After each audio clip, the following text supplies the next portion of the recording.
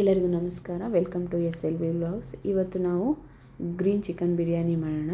ಯಾವುದೇ ಕಲರನ್ನು ಬಳಸ್ದೇನೆ ಮಾಡೋಣ. ಇವಾಗ ಇದಕ್ಕೆ ಕೊತ್ತಂಬರಿ ಸೊಪ್ಪು, ಪುದೀನ, ಹಸಿಮೆಣಸಿನ್ಕಾಯಿ, ಬೆಳ್ಳುಳ್ಳಿ, ಶುಂಠಿ, ಒಂದು ಟೊಮೊಟೊ, ಒಂದು ಈರುಳ್ಳಿ ಮತ್ತು ಪುದೀನನ ಸ್ವಲ್ಪ ಸಣ್ಣದಾಗಿ ಕಟ್ ಮಾಡಿಟ್ಕೊಂಡಿದ್ದೀನಿ. ಮತ್ತು ಮಸಾಲೆಗಳು ಒಂದು ಅರ್ಧ ಹೋಳು ನಿಂಬೆಹಣ್ಣು, ಧನಿಯಾ ಪುಡಿ, ಗರಂ ಮಸಾಲ, ಖಾರದ ಪುಡಿ, ಅರಿಶಿನ ಪುಡಿ, ಕಾಳು ಮೆಣಸಿನ ಪುಡಿ, ಒಂದು ಅರ್ಧ kg ಚಿಕನ್ನು.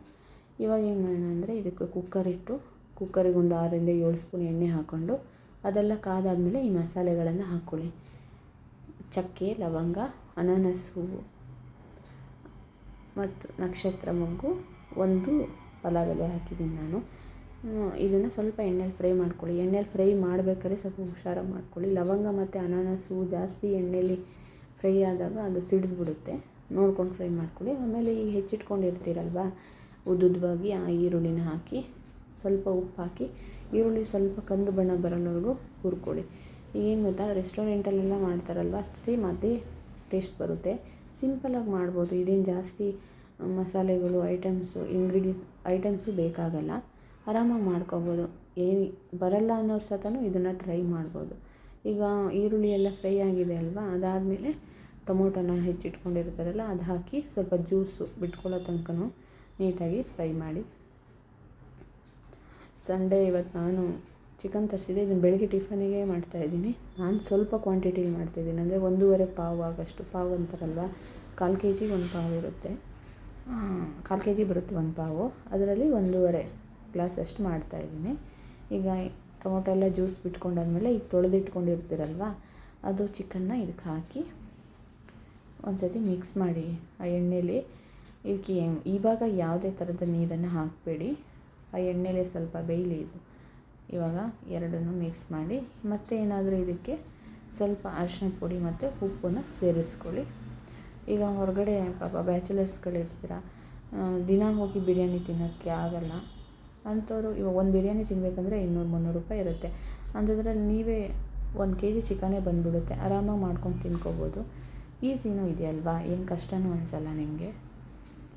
ಸಿಂಪಲ್ ಕೂಡ, ಬೇಗ ಆಗೋಗುತ್ತೆ. ಬೆಳಗ್ಗೆ ಲೇಟಾಗಿದ್ರೂ ಒಂದು ಏನಿಲ್ಲ ಅಂದರೂ ಒಂದು 20 ನಿಮಿಷ ಆಗುತ್ತಾ, 20 ನಿಮಿಷದಲ್ಲಿ ಮುಗ್ದೋಗ್ಬಿಡುತ್ತೆ ಎಲ್ಲ ಕೆಲಸ. ಅಂದರೆ ನಾನು ಚಿಕನ್ ತರೋದ್ರಿಂದನೂ ಹೇಳ್ತಾಯಿದ್ದೀನಿ. ನೋಡಿ, ಇವಾಗೆಲ್ಲ ಮಿಕ್ಸ್ ಆಗಿ ಹಾಗೆ ಬಿಟ್ಬಿಡಿ. ಅದು ಎಣ್ಣೆಲೇ ಚಿಕನ್ ನೀರು ಬಿಟ್ಕೊಂಡು ಬೆಂದ್ಕೊಳ್ಳಿ. ಅದಕ್ಕೆ ಇವಾಗ ಕಟ್ ಮಾಡಿಟ್ಟಿದ್ವಲ್ವ ಅದನ್ನು ಪುದೀನ ಸೊಪ್ಪನ್ನ ಹಾಕಿ ಒಂದೆರಡು ರೌಂಡ್ ಹೀಗೆ ತಿರ್ಸಿ ಆದಮೇಲೆ ಈಗ ಮಸಾಲೆಗೆ ರೆಡಿ ಮಾಡ್ಕೊಳ್ಳೋಣ ನಾವು. ಜಾರಿಗೆ ಪುದೀನ ಮತ್ತು ಕೊತ್ತಂಬರಿ ಸೊಪ್ಪು, ಹಸಿಮೆಣ್ಸಿನ್ಕಾಯಿ ನಾನಿಲ್ಲಿ 4 ಹಾಕಿದ್ದೀನಿ. ನೀವು ಖಾರಕ್ಕೆ ಅನುಗುಣವಾಗಿ ಹಾಕ್ಕೊಳ್ಳಿ. ಯಾಕಂದರೆ ಖಾರದ ಪುಡಿ ಮತ್ತು ಇದು ಪೆಪ್ಪರು ಅದನ್ನೆಲ್ಲ ಯೂಸ್ ಮಾಡಿದ್ದೀರಲ್ಲ, ಹಂಗಾಗಿ 1 ಗೆಡ್ಡೆ ಬೆಳ್ಳುಳ್ಳಿ, 1 ಇಂಚು ಶುಂಠಿ. ಯಾಕಂದರೆ ಜಾಸ್ತಿ ಶುಂಠಿ ಹಾಕಬೇಡಿ, ಬೆಳ್ಳುಳ್ಳಿ ಸ್ವಲ್ಪ ಮುಂದೆ ಇದ್ದರೆ ನಡೆಯುತ್ತೆ. ಒಂಚೂರು ಉಪ್ಪು ಹಾಕಿ ರುಬ್ಕೊಳ್ಳಿ. ಉಪ್ಪು ಹಾಕೋದ್ರಿಂದ ಮಸಾಲೆ ಈಗ ರುಬ್ಬಾದ್ಮೇಲೆ ಆ ಹಸಿರು ಕಲರ್ ಇರುತ್ತಲ್ಲ ಅದು ಫೇಡ್ ಆಗೋಲ್ಲ, ಹಾಗೇ ಇರುತ್ತೆ. ನಿಮ್ಗೆ ಬೇಕಾದ್ರೆ ತೋರಿಸ್ತೀನಿ ನೋಡಿ, ಎಷ್ಟು ಚೆನ್ನಾಗಿರುತ್ತೆ. ಗ್ರೀನ್ ಕಲರ್ ಹಾಗೇ ಇರುತ್ತೆ.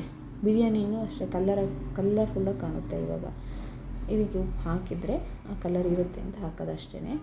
ಇವಾಗ ಮಸಾಲೆನೂ ಹಾಗೆ ಹಾಕಿ ಒಂದು 2-3 ನಿಮಿಷ ಹಾಗೆ ಫ್ರೈ ಮಾಡಿ. ನೀರು ಹಾಕಬೇಡಿ, ಆ ಹಸಿ ವಾಸನೆ ಎಲ್ಲ ಹೋಗಲಿ ಮಸಾಲೆದು. ಅದೇ ತನಕ ಫ್ರೈ ಮಾಡಿಕೊಂಡು ಇವಾಗ ಈ ಧನಿಯಾ ಪುಡಿ, ಗರಂ ಮಸಾಲ, ಖಾರದ ಪುಡಿ, ಅರಿಶಿನ ಮತ್ತು ಕಾಳು ಮೆಣಸಿನ ಪುಡಿ ಎತ್ತಿಟ್ಕೊಂಡಿದ್ದೀರಲ್ವ ಅದನ್ನು ಇವಾಗ ಹಾಕಿ ಅದನ್ನು ಅಷ್ಟೇ ಒಂದು 2 ನಿಮಿಷ ಎಣ್ಣೆಲಿ ಫ್ರೈ ಆಗಲಿ, ಮಿಕ್ಸ್ ಆದಮೇಲೆ ಎಣ್ಣೆಲಿ ಫ್ರೈ ಆದಮೇಲೆ ನೀವು ನೀರು ಹಾಕ್ಕೊಳ್ಳಿ. ನಾನಿಲ್ಲಿ ಕೋಲಮ್ ರೈಸ್ನ ಯೂಸ್ ಮಾಡ್ತಿದ್ದೀನಿ. ಹಾಗಾಗಿ ನನಗೆ ಸ್ವಲ್ಪ ಉದ್ರಾಗಬೇಕು. ಹಾಗಾಗಿ ನಾನು ಈಗ 1.5 ಲೋಟ ನೀರು ಹಾಕಿದ್ದೀನಿ, ಅಕ್ಕಿ ಹಾಕಿದ್ದೀನಲ್ವ, ಅದಕ್ಕೆ ನಾನು 2 ಲೋಟ ತೊಗೊಳ್ತೀನಿ ಅಷ್ಟೇ ನೀರು. ಈಗ 1 ಹೋಳು ನಿಂಬೆಹಣ್ಣು, ಅರ್ಧ ನಿಂಬೆಹಣ್ಣು ಹಿಂಡ್ಕೊಳ್ಳಿ. ಯಾಕಂದರೆ ಈ ಟೈಮಲ್ಲಿ ಹಿಂಡೋದ್ರಿಂದ ಬಿರಿಯಾನಿ ಕುಕ್ಕರಲ್ಲಿ ಮಾಡ್ತಿದ್ದೀವಲ್ವ, ಪೀಸು ಎಲ್ಲ ಹಾಗೆ ಇರುತ್ತೆ, ಹೆಂಗಿರುತ್ತೋ ಹಾಗೆ ಇರುತ್ತೆ.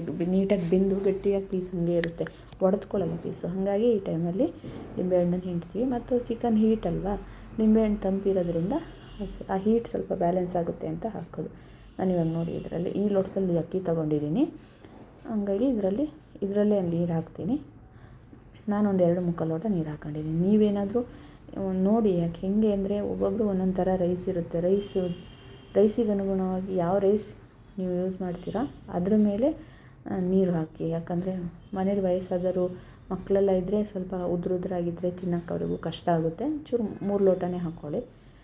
ಈಗ ನಾನು ಅಕ್ಕಿನ ಮುಂಚೆ ನೆನೆಸಿ ತೊಳೆದು ಏನು ಇಟ್ಟಿಲ್ಲ ನಾನು ಇವಾಗಲೇ ಅಕ್ಕಿನ ತೊಳೆದು ಹಾಕ್ತೀನಿ. ಇವಾಗ ಕುದಿ ಬಂದಿದೆ ಅಲ್ವಾ, ಈ ಒಂದು ಕುದಿ ಬಂದಮೇಲೆ ತೊಳೆದಿರೋ ಅಕ್ಕಿನ ಇದಕ್ಕೆ ಹಾಕ್ಕೊಳ್ಳೋಣ.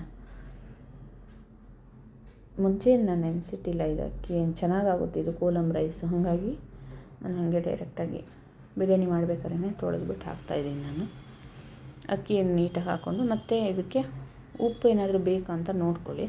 ನೀವು ಯಾರಾದರೂ ತುಪ್ಪನ ಯೂಸ್ ಮಾಡ್ತೀರಾ ಅಂದರೆ ಮಾಡ್ಕೋಬೋದು. ನಾನಿವತ್ತು ಮಾಡಿಲ್ಲ ಇದಕ್ಕೆ.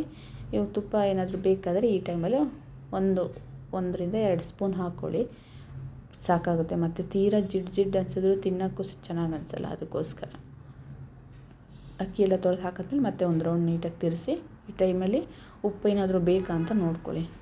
ನೋಡಾದಮೇಲೆ ಸರಿಯಾಗಿತ್ತು ನನಗೆ. ನಾನು ಹಾಗಾಗಿ ಕುಕ್ಕರ್ನ ಕ್ಲೋಸ್ ಮಾಡಿ 1-2 ವಿಷಲ್ ಮಾಡಿಸ್ಕೊತೀನಿ. ಈ ರೈಸಿಗೆ 2 ವಿಷಲ್ ಮಾಡಿಸಿದ್ರೆ ಸಾಕಾಗುತ್ತೆ. ಈಗ ವಿಷಿಲೆಲ್ಲ ತಣ್ಣಗಾದ್ಮೇಲೆ ನೋಡಿ ಎಷ್ಟು ಚೆನ್ನಾಗಿ ಬಂದಿದೆ ತೋರಿಸ್ತೀನಿ. ಈಗ ತಣ್ಣಗಾಗಿದೆ ವಿಷಿಲ್ ತೆಗೆದುಬಿಟ್ಟು ನೋಡಿ ಇವಾಗ ಎಷ್ಟು ಉದ್ರಾಗಿ ಬಂದಿದೆ. ಮತ್ತು ಕಲ್ಲರು ಅಷ್ಟೇ ಚೆನ್ನಾಗಿರುತ್ತೆ. ನೀವು ಹೆಂಗೆ ಮಸಾಲೆ ಹಾಕ್ಬೇಕಾದ್ರೆ ಕಲ್ಲರ್ ಕಾಣುತ್ತೋ ಅದೇ ಥರನೇ ಇರುತ್ತೆ ಕಲ್ಲರು. ಬಿರಿಯಾನಿ ಆದಮೇಲೂ ಕೂಡ ಕಲ್ಲರ್ ಮಾತ್ರ ಫೇಡ್ ಆಗೋಲ್ಲ. ಈ ಥರ ನೀಟಾಗಿ ಮಿಕ್ಸ್ ಮಾಡಿ. ಪೀಸ್ಗಳು ಅಷ್ಟೇ ನೋಡಿ ಯಾವುದೂ ಒಡೆದೋಗಿಲ್ಲ, ಹಾಗೆ ಇದೆ. ಈ ಥರ ನೀಟಾಗಿ ಮಿಕ್ಸ್ ಮಾಡಿ ಸರ್ವ್ ಮಾಡ್ಕೊಳ್ಳಿ. ಖಂಡಿತವಾಗ್ಲೂ ಒಂದು ಸತಿ ಟ್ರೈ ಮಾಡಿ. ತುಂಬ ಈಸಿಯಾಗಿದೆ, ಸಿಂಪಲ್ ಆಗಿದೆ. ನಿಮಗೂ ಕೂಡ ಇಷ್ಟ ಆಗುತ್ತೆ ಅಂದ್ಕೊಂಡಿದ್ದೀನಿ. ನಿಮಗೆ ಇಷ್ಟ ಆದಲ್ಲಿ ಲೈಕ್ ಮಾಡಿ, ಶೇರ್ ಮಾಡಿ, ಕಮೆಂಟ್ ಮಾಡಿ. ಎಲ್ಲರಿಗೂ ನಮಸ್ಕಾರ, ಧನ್ಯವಾದಗಳು.